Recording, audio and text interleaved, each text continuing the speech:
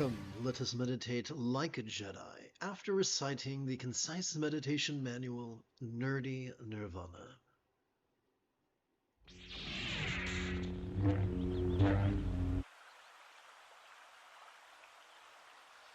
From an evolutionary perspective, stress is anything that can circumstantially, physically, interpersonally, or mentally I threw an extra word in there. Inhibits our ability to survive and thrive as a species. We evolved a collection of survival instincts to endure those stressors. These are fine when used sparingly, but since the Neolithic Revolution, we as a species have been forced to overuse them. Enslaved by the fleeting, short-term pleasures of our dopamine-oriented reward system, we have become defined by our controlling tendencies, and as such, over-focus, over-analyze, and over-believe to such a degree that we exhaust our dorsolateral and medial prefrontal cortex, which triggers our amygdala, the seat of anxiety and aggression, causing cowardice, competition, and cruelty to be the guiding light by which we needlessly squander our brief human lives. The fulfillment for which we yearn could only be delivered by our oxytocin-oriented system that rewards for cooperation and kindness. This meaningful path has 8 folds. Let us forsake the exhausting habit of actively fighting against our own autonomic nervous system, the hardware of our Buddha nature, and instead with it cooperate by silently and mentally reciting the verb watch each time we feel our chest subtly swell as we inhale, and by silently and mentally reciting the verb rest each time we feel our chest subtly sink as gently we exhale.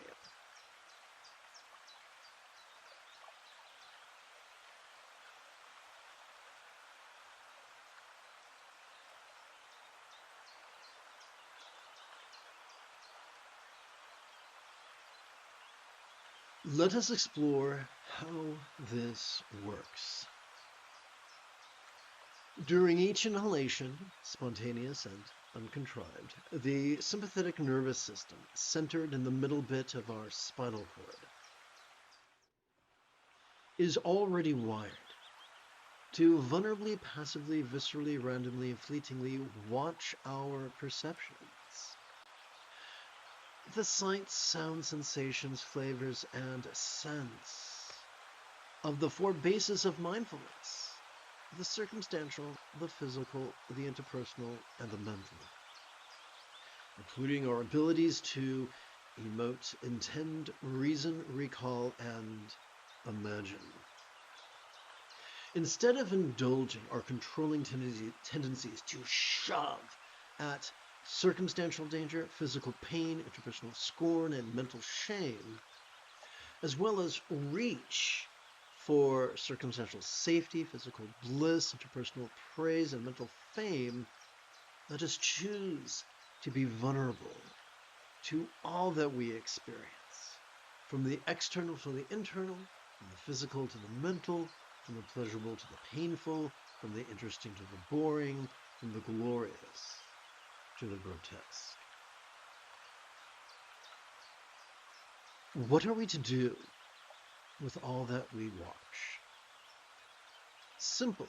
With every exhalation, the top bit and the bottom bit of that same spinal cord, known as our parasympathetic nervous system, is already wired to rest in such a manner that which we noticed during our previous inhalation could fleetingly feel less stressful, less permanent, less defining, and even as non-graspable as a vast, empty void. Like the illusion of the infinite azure sky on a bright and beautiful, cloudless morn, which, although could look tantalizing to the eye, could feel non-graspable to the hand. until, of course, the next inhalation when the cycle begins afresh.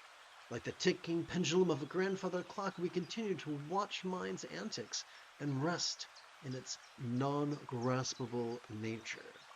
Whoopsie. There we go. The acquisition of a new skill could make us anxious and even feel that we, like Rip Van Winkle, could sit to meditate only to open our eyes and find that a century has passed us by.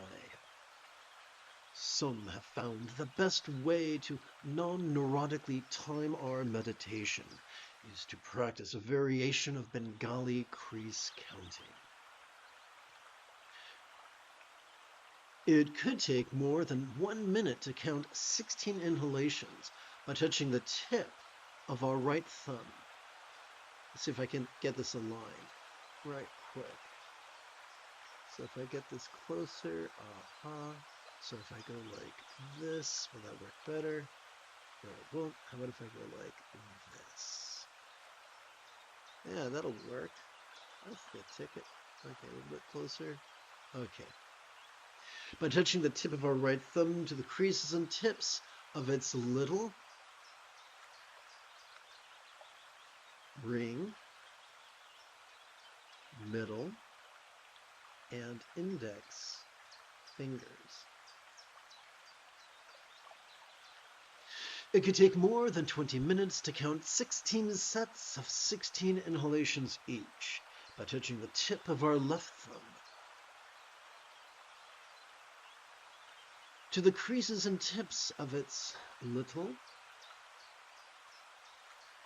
ring, middle, and index fingers. It could take us more than an hour to count 3 collections of 16 sets of 16 inhalations each by using the tip of our middle finger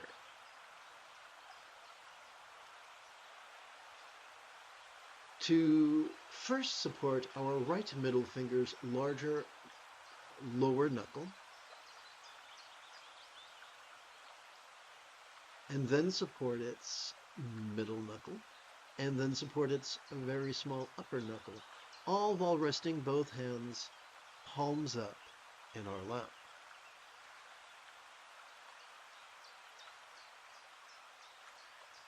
Oops, wrong button. Remember that, which at first feels awkward, could be mastered if practiced once every 12 hours for only a week or so.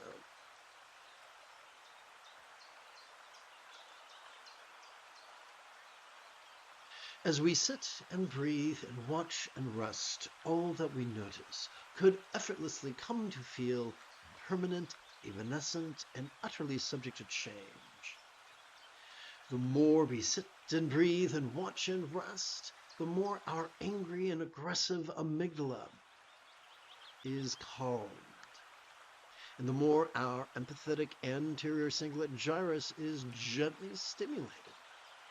So marinating our experience of the 4 bases of mindfulness that mentally our intentions are spontaneously kinder, interpersonally our utterances are naturally kinder. Physically our conduct is automatically kinder, and circumstantially our commerce is impulsively kinder. Thus, forging a heaven on earth, eventually a peaceful death, and even an auspicious rebirth, if there is such a thing.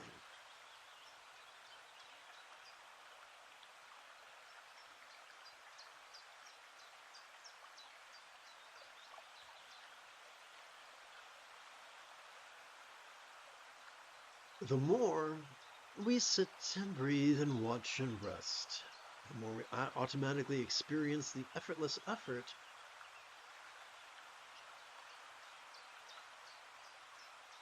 or wu wei that comes not from calculated contrivance nor from wild scatteredness, but instead from love's deeply centered spontaneity.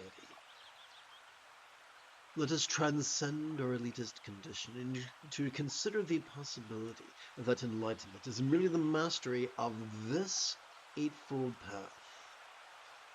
As children, the skills to use the toilet, brush our teeth, tie our shoes, and ride a bike felt insurmountable. And yet, with time and effort and tears, we so mastered these skills that we could perform them spontaneously, habitually, easily, and effectively. Similarly, enlightenment's eightfold path is likewise effortless.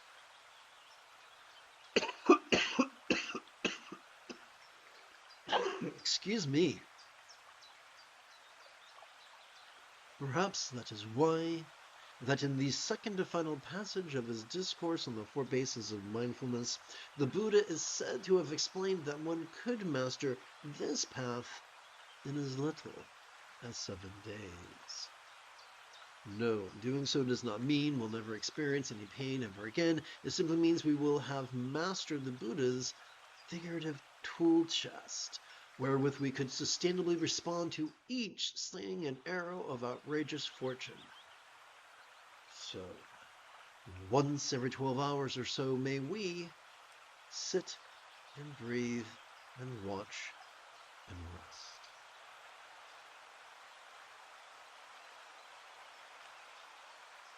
Having completed our recitation of nerdy nirvana, we could now shift gears. It is General Leia Organa Saturday morning. Come, let us meditate like a Jedi after approximately 30 seconds of housekeeping. This is the Dzogchen Sende Lama Jigme Gyatso of the Buddha Joy Meditation School. For more than 30 years, I've harnessed my autistic special interests as well as my ADHD hyperfocus to spend about 8 hours a day, almost every day, studying, practicing, mastering, and reverse engineering the teachings and techniques of each school of meditation so that I can become your personal, nerdy, neurodivergent guide to nirvana. Welcome, my friends, to meditate like a Jedi, which is made possible due to the generosity of viewers just like you. For the remainder of this morning's live stream, as we inhale, let us watch mind's antics. And as we exhale, let us rest in mind's non-graspable nature. Now, you're not in this by yourself. This is not a canned presentation. The moment you have a specific question, do not hesitate to type your question in great detail in the chat window, for periodically I do check for questions.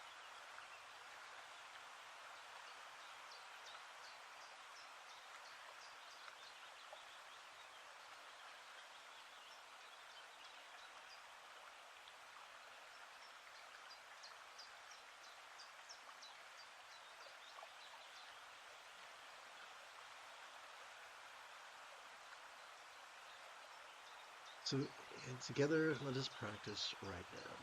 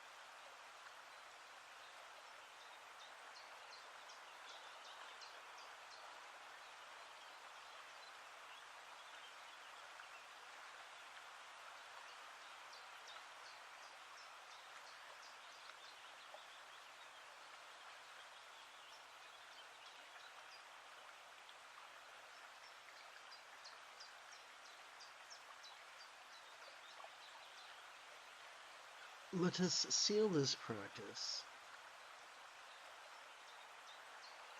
by reciting the Cuckoo's Song of Awareness. If you wish to recite with me and you are on the clock app, simply join me on the tube app. What is the essence of the view of reality?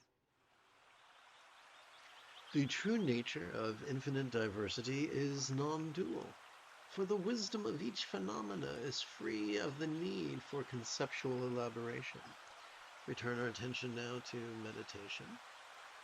The so-called state of just as it is inexpressible, for all manifested forms are ultimately self-perfected. We now conclude with action. As everything is already accomplished, by giving up the affliction of striving, one finds oneself naturally abiding in the effortless state.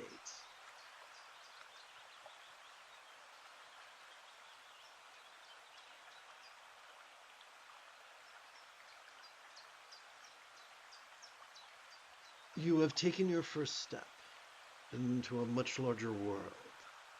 If you feel that I have earned it, you could give this live stream a thumbs up. You could even help support this channel. In approximately 5 2/3 hours, I would very much like to return to lead today's second recitation and meditation. And if you are as geeky as me, may the Force be with you always.